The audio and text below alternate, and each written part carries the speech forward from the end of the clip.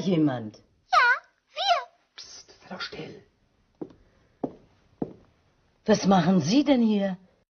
Wir studieren. Wie bitte? Ja, nein, also wir... Ich bin nur neugierig. Interessant. Sagen Sie mal, Sie sind doch allein. Sagen Sie immer wir und meinen ich? Nein, natürlich nicht. Sie sind neu hier, oder? Ich glaube, Sie sind der Portier. Stimmt, Und warum sagen Sie, wir studieren? ich bin Student. Was denn? Student oder Portier? Student und Portier. Ach so.